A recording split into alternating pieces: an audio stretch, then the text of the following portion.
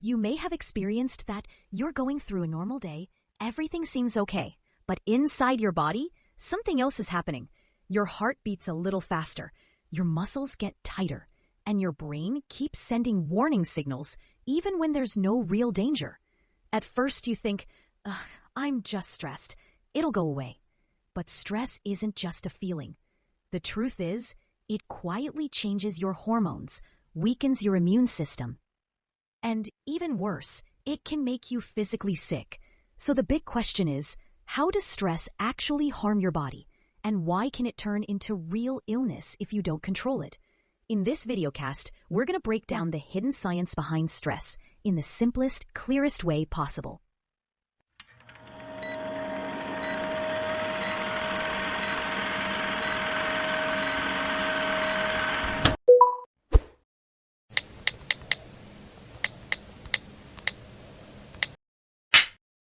Today we're tackling something I think, well, pretty much everyone has felt. You know that feeling, right?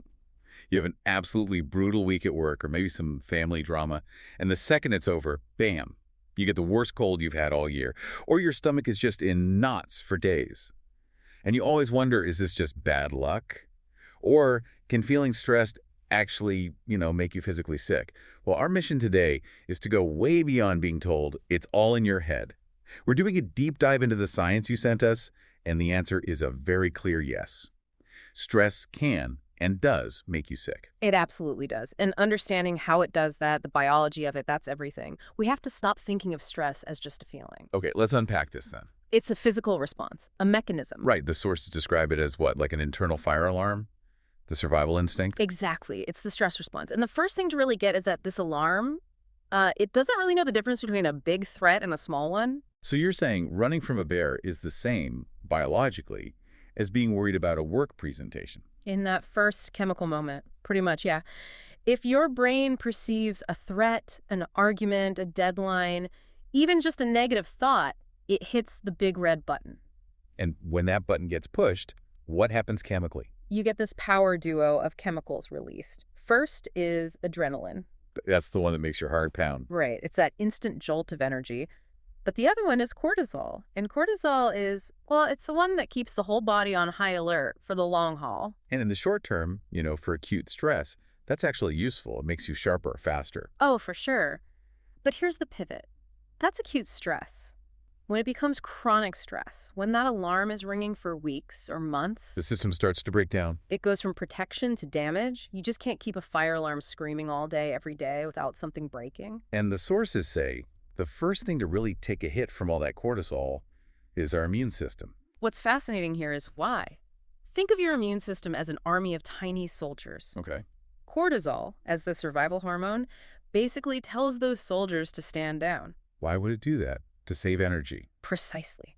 Your body is convinced it needs every last drop of energy to fight or run, so it pulls resources away from, long-term projects like fighting a virus or healing a cut. Which means literally your shields go down. Shields are down, and the results are exactly what you'd expect. You catch colds all the time, allergies get worse, little cuts take forever to heal. And as bad as a constant cold is, the sources really emphasize the heart risks, which are much more serious. They're very serious because chronic stress means your heart is always beating faster, your blood pressure is always higher. And your blood vessels are tighter. Yes, and if that's happening constantly, day in and day out, your risk for heart disease, for a stroke, it just skyrockets. This is where the data made a comparison that honestly, it just stopped me in my tracks. It should.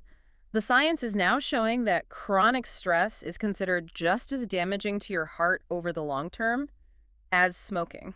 Let's just sit with that for a second. Yeah. As dangerous as smoking. It really reframes the whole conversation, doesn't it? It does. Okay, moving from the heart to the brain. Because this isn't just about feeling frazzled.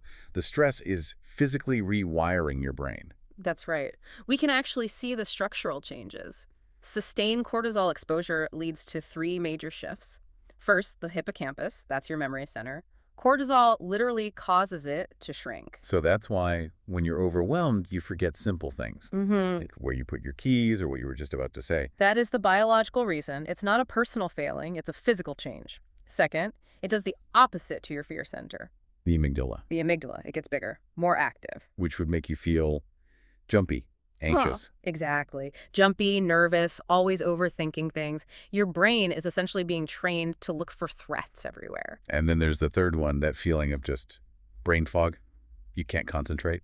That's cortisol slowing down your prefrontal cortex. That's the smart, rational planning part of your brain. When it's flooded with stress hormones, it can't perform properly. So to sum it up, stress makes you forgetful, anxious, and unable to think clearly.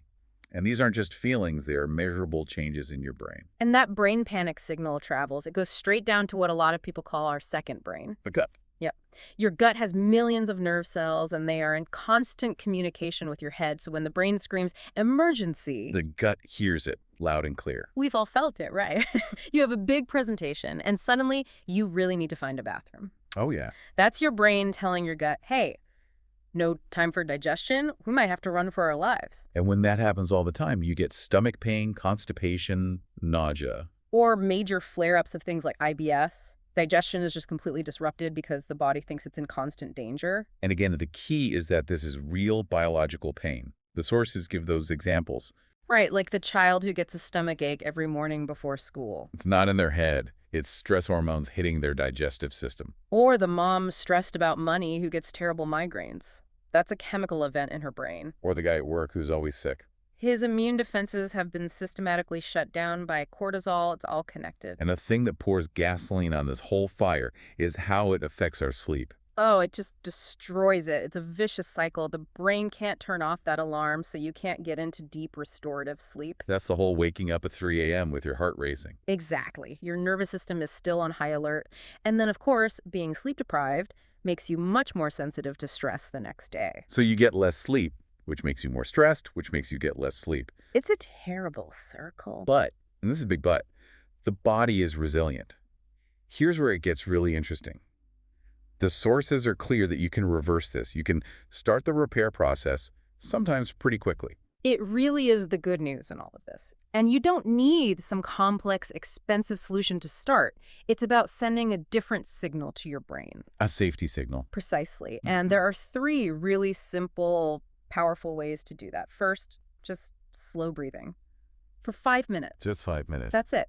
It immediately tells your nervous system to calm down and lowers cortisol. Okay, 1 second. Get outside and walk for 10 or 15 minutes. It doesn't have to be a huge workout, just movement, preferably in nature. It boosts your mood and your immune system. And the third one is about connection. Human connection, actually talking to someone. It's one of the fastest ways to reset that alarm system in your brain. So the big takeaway here is that you don't need a ton of money or a therapist to start. These small things tell your survival brain, hey, the threat is gone. We're safe now. And once the brain gets that we're safe message, the body's incredible repair systems can finally turn back on. So what does this all mean? We've seen that stress is real. It's a biological sledgehammer that hits your immune system, your heart, your brain, your gut, all of it. And it's not a sign of weakness. It's just your body's alarm system that's been left on for too long. It's asking for help. The goal isn't to eliminate stress. It's impossible. It's about learning how to turn the alarm off. Exactly. You give your body the space it needs to heal itself. So here's a final thought for you to take away. We've just heard that genuine human connection is scientifically proven to be one of the fastest ways to switch off that internal stress alarm. So how might prioritizing just 5 minutes of real, uninterrupted connection with someone each day be one of the most powerful forms of preventative medicine you can possibly practice? Something to think about. Stress isn't just about feeling overwhelmed or tired. When it stays with you day after day, it starts damaging your body from the inside. Your immune system drops, your digestion gets messed up, your sleep gets worse, and your heart works harder than it should. So, if you care about your long-term health, listen to your stress signals before they turn into something bigger.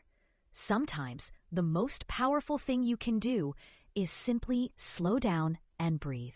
I'm really glad you spent this time with me in today's videocast. Before you go, don't forget to hit that subscribe button. More simple, science-based videos are on the way.